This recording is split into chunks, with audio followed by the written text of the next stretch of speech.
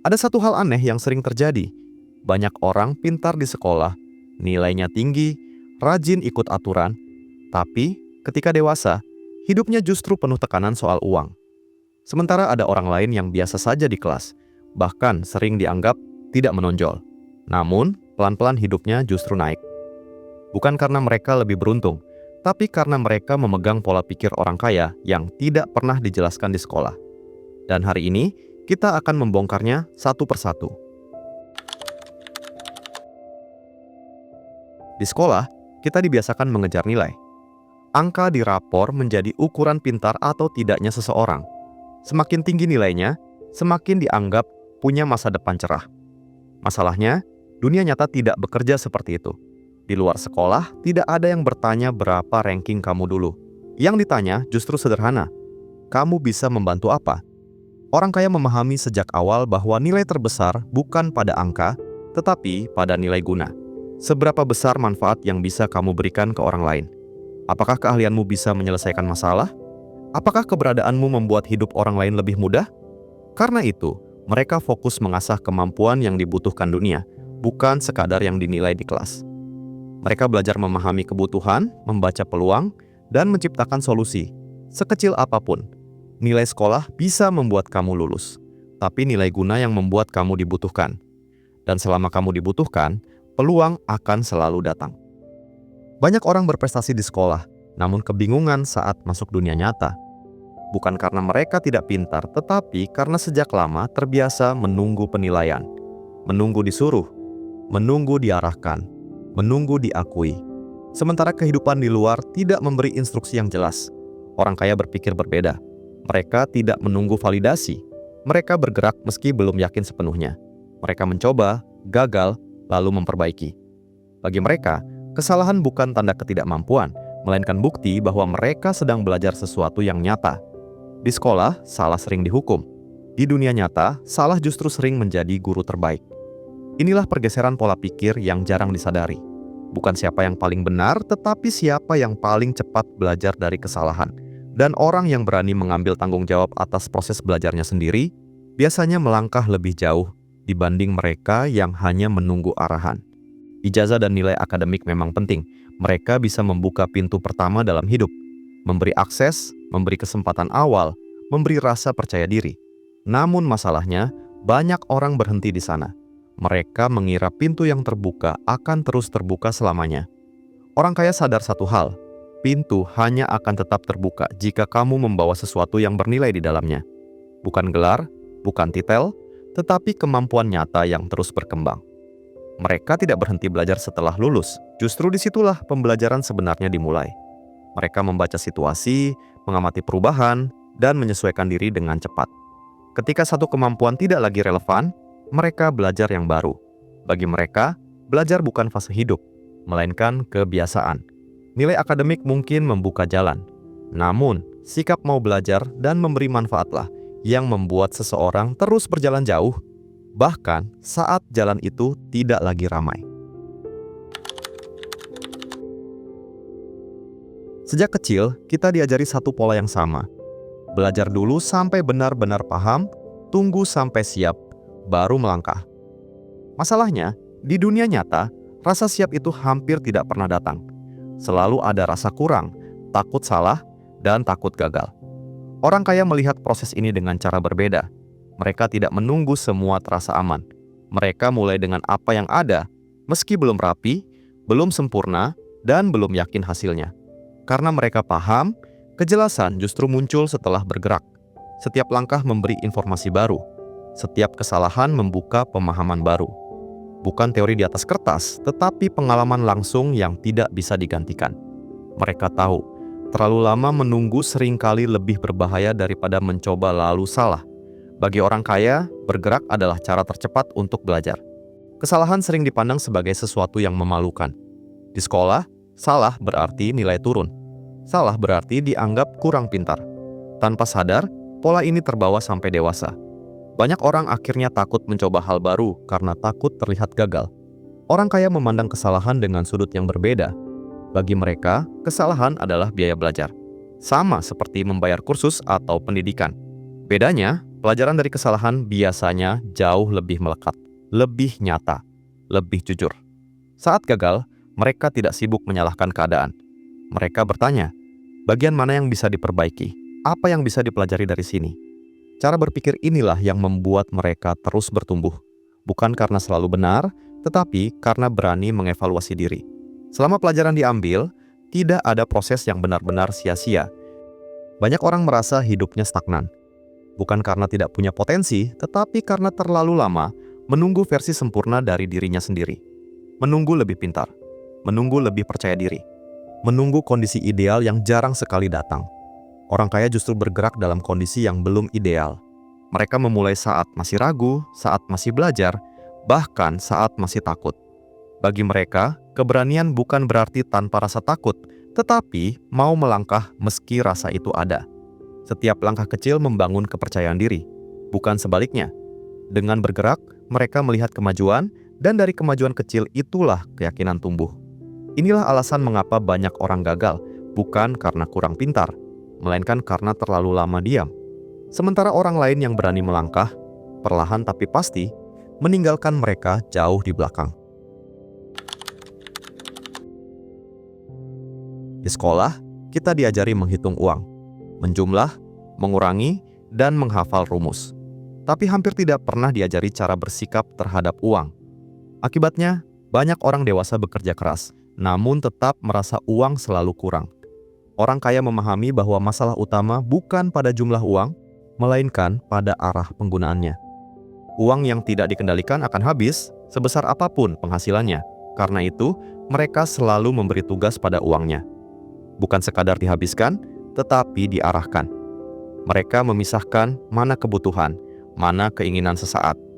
Mereka berpikir sebelum membelanjakan, bukan menyesal setelah uang habis. Bagi mereka, mengatur uang adalah bentuk disiplin diri. Dan disiplin kecil yang dilakukan terus-menerus jauh lebih kuat daripada penghasilan besar tanpa kendali. Bagi orang kaya, uang bukan simbol status. Bukan alat untuk terlihat lebih hebat dari orang lain. Uang hanyalah alat. Alat untuk membeli waktu, alat untuk menciptakan pilihan, dan alat untuk mengurangi tekanan hidup. Itulah sebabnya mereka berhati-hati dalam menggunakan uangnya. Bukan karena pelit, tetapi karena sadar setiap rupiah punya potensi. Uang bisa habis dalam satu malam, atau bekerja perlahan dalam jangka panjang. Semua tergantung keputusan kecil yang diambil setiap hari. Mereka lebih memilih kenyamanan jangka panjang daripada kepuasan sesaat. Lebih memilih kestabilan daripada pujian sementara. Dengan cara ini, uang tidak lagi menjadi sumber stres, melainkan alat bantu kehidupan. Dan ketika uang tidak lagi menguasai pikiran, seseorang bisa berpikir lebih jernih, lebih tenang, dan lebih strategis dalam melangkah. Ada satu pertanyaan sederhana yang sering ada di kepala orang kaya. Apakah uang ini bekerja untukku, atau aku yang terus bekerja untuk uang ini? Pertanyaan ini mengubah banyak keputusan kecil dalam hidup mereka.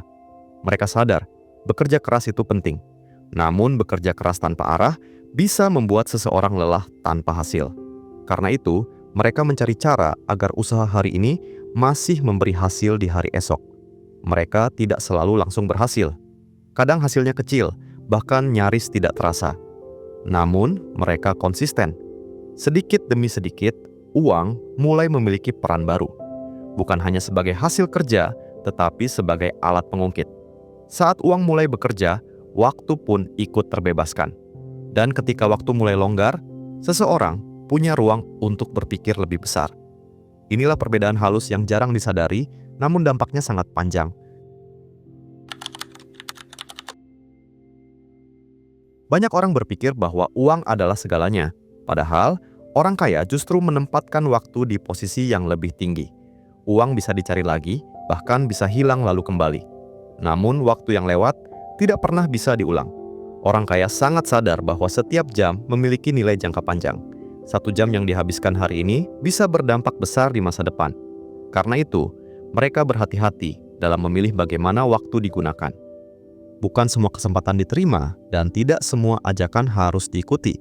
Mereka lebih memilih aktivitas yang memberi dampak jangka panjang, meskipun hasilnya tidak langsung terlihat.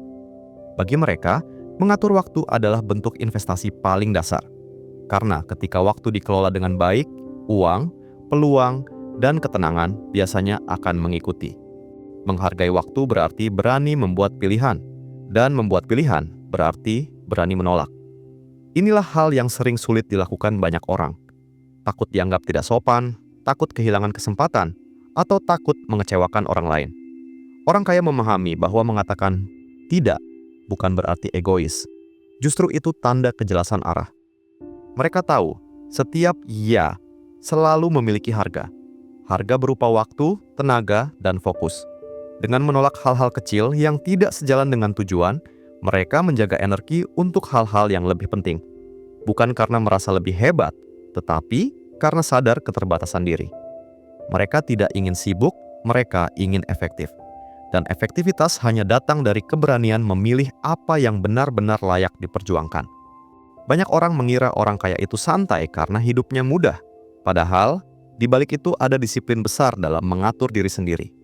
Mereka terlihat tenang, bukan karena tidak bekerja keras, tetapi karena tahu apa yang harus dikerjakan. Orang kaya tidak berusaha melakukan segalanya. Mereka fokus pada hal-hal yang memberi dampak terbesar. Sisanya dilepas, ditunda, atau bahkan diabaikan. Bukan karena malas, tetapi karena sadar tidak semua hal layak perhatian. Inilah mengapa mereka terlihat selektif.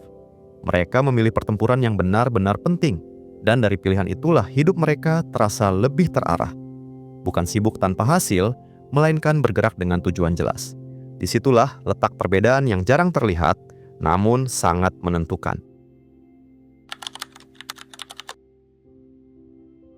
Sejak lama, banyak orang diajari bahwa satu pekerjaan tetap adalah tanda keamanan.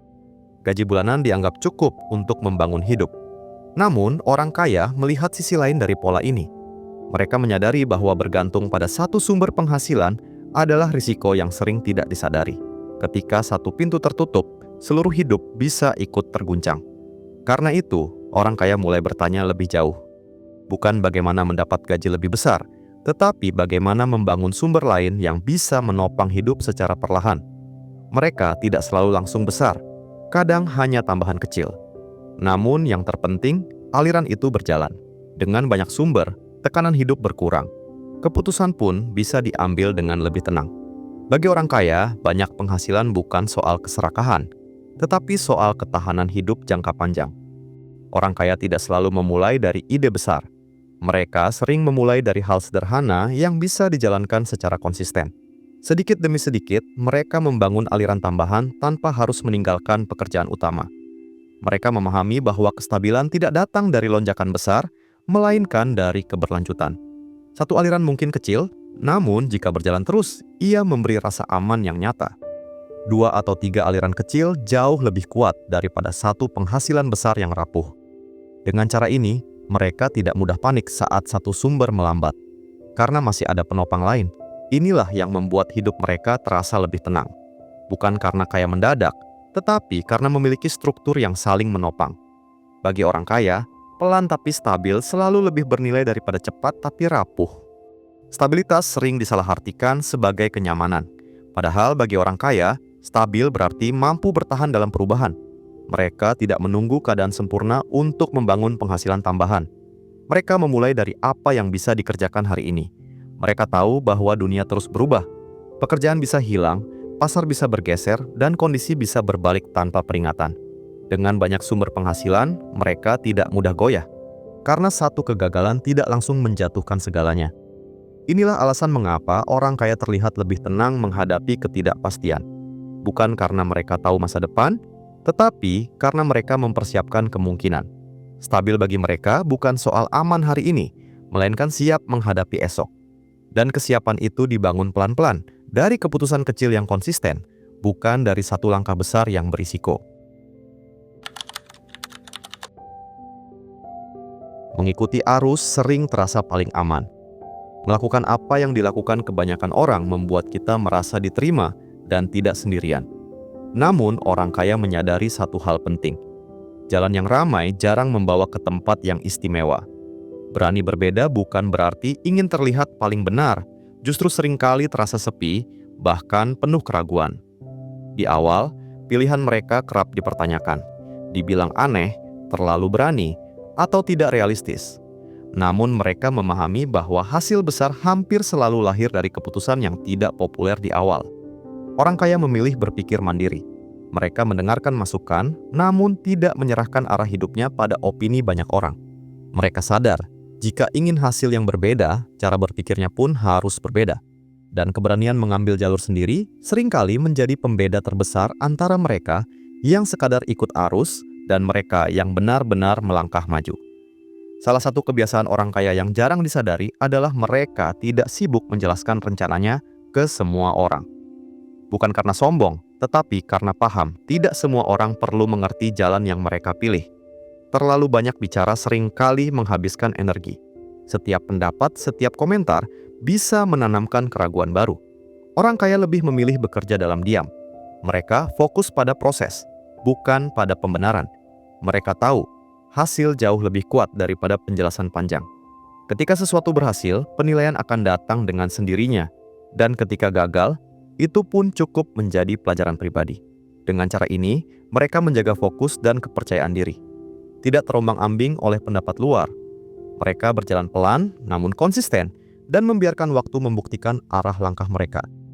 Seringkali, orang yang paling diremehkan di awal justru menjadi yang paling diperhitungkan di akhir. Bukan karena mereka berubah secara ajaib, tetapi karena mereka bertahan saat orang lain menyerah. Orang kaya memahami bahwa hasil besar jarang datang cepat. Di awal, hampir tidak ada tanda-tanda keberhasilan. Yang ada hanya kerja sunyi, kemajuan kecil, dan keyakinan yang terus diuji. Banyak orang berhenti di fase ini karena merasa tidak dilihat dan tidak dihargai. Namun, mereka yang bertahan akhirnya mulai menuai hasil. Dan saat itu terjadi, narasi pun berubah. Yang dulu ditertawakan, perlahan menjadi rujukan. Yang dulu dianggap aneh, mulai dicari pendapatnya. Bukan karena ingin diakui, tetapi karena konsistensi akhirnya berbicara lebih keras daripada keraguan siapapun. Sejak sekolah, kita terbiasa mengejar hasil cepat. Ujian minggu depan, nilai akhir semester, atau target jangka pendek lainnya. Tanpa sadar, pola ini membentuk cara kita melihat hidup. Semua ingin segera terlihat hasilnya. Orang kaya memilih permainan yang berbeda. Mereka berpikir dalam rentang waktu yang lebih panjang. Bukan hitungan hari atau bulan, tetapi tahun. Mereka sadar, sesuatu yang benar-benar bernilai hampir selalu membutuhkan waktu. Karena itu, mereka rela terlihat lambat di awal. Rela bekerja tanpa sorotan. Rela menanam tanpa tahu kapan panen tiba. Mereka fokus membangun fondasi, bukan sekadar mengejar hasil instan. Bagi mereka, kecepatan bukan tujuan utama. Ketahananlah yang paling penting. Dan ketahanan hanya bisa dibangun dari keputusan kecil yang konsisten. Diulang terus, meski hasilnya belum terlihat jelas. Ketika banyak orang menunggu waktu yang tepat, orang kaya memilih mulai lebih dulu. Bukan karena mereka paling yakin, tetapi karena mereka tahu waktu tidak pernah benar-benar sempurna. Mereka menanam saat kondisi belum ideal. Saat pasar belum jelas. Saat hasilnya belum menjanjikan, namun justru disitulah keuntungan jangka panjang dibangun. Karena ketika orang lain baru mulai bergerak, mereka sudah selangkah lebih depan. Menanam lebih awal memberi ruang untuk belajar dan menyesuaikan diri. Kesalahan bisa diperbaiki sebelum taruhannya besar.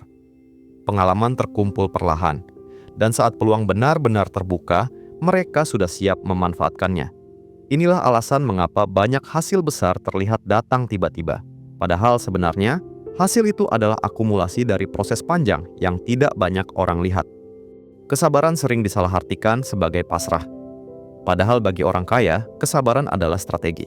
Mereka tahu kapan harus bergerak dan kapan harus menunggu. Tidak semua hasil harus dipaksakan. Tidak semua langkah harus cepat. Ada fase di mana yang paling penting adalah bertahan dan tetap konsisten. Melakukan hal yang sama meski tidak ada tepuk tangan, meski tidak ada kepastian. Orang kaya tidak selalu paling cerdas dan tidak selalu paling berani. Namun mereka hampir selalu paling sabar menjalani proses. Kesabaran inilah yang membuat mereka tidak mudah tergoda oleh jalan pintas. Tidak mudah goyah oleh hasil cepat yang rapuh. Dengan kesabaran, mereka membangun sesuatu yang kokoh. Dan ketika hasil akhirnya datang, ia bukan hanya besar, tetapi juga bertahan lama. Pada akhirnya, pola pikir orang kaya tidak terasa rumit, tidak penuh istilah sulit, tidak juga berisi rahasia tersembunyi. Masalahnya, cara berpikir ini jarang dibicarakan dengan jujur. Karena ia menuntut tanggung jawab pribadi, menuntut kesabaran, dan menuntut keberanian untuk berbeda. Sekolah mengajarkan kita banyak hal penting, namun tidak semuanya tentang kehidupan nyata. Sisanya harus kita temukan sendiri lewat pengalaman, kegagalan, dan proses panjang. Pola pikir orang kaya bukan soal ingin lebih dari orang lain, tetapi soal mengelola diri dengan lebih sadar. Sekarang pertanyaannya bukan lagi siapa yang paling pintar atau siapa yang paling cepat. Pertanyaannya lebih sederhana. Pola pikir mana yang ingin kamu latih mulai hari ini? Karena perubahan besar tidak datang dari satu keputusan ekstrim, melainkan dari kebiasaan kecil yang dilakukan secara konsisten. Dan perjalanan itu selalu dimulai dari satu cara berpikir yang baru. Video ini dibuat untuk tujuan edukasi dan refleksi pola pikir, bukan sebagai ajakan atau jaminan untuk menjadi kaya secara instan. Setiap orang memiliki kondisi hidup, latar belakang, dan risiko yang berbeda. Apa yang dibahas di sini adalah sudut pandang dan pengalaman umum, bukan nasihat keuangan, bisnis, atau investasi pribadi. Gunakan informasi ini sebagai bahan belajar, lakukan riset sendiri, pahami risikonya, dan sesuaikan dengan kondisi serta tujuan hidup kamu. Kalau kamu merasa isi video ini relevan, bukan karena ingin cepat kaya, tapi karena ingin berpikir lebih sadar soal uang dan hidup, kamu tidak sendirian. Channel ini dibuat untuk orang-orang yang ingin bertumbuh pelan-pelan, tanpa janji manis, tanpa jalan pintas. Kalau kamu ingin terus belajar pola pikir yang jarang dibahas di sekolah, silakan tekan tombol suka sebagai tanda bahwa kamu sejalan dan pertimbangkan untuk berlangganan agar kita bisa bertumbuh bersama. Kalau ada satu bagian yang paling menampar atau membuka pikiranmu, tuliskan di kolom komentar. Ceritamu mungkin bisa jadi pengingat bagi orang lain juga.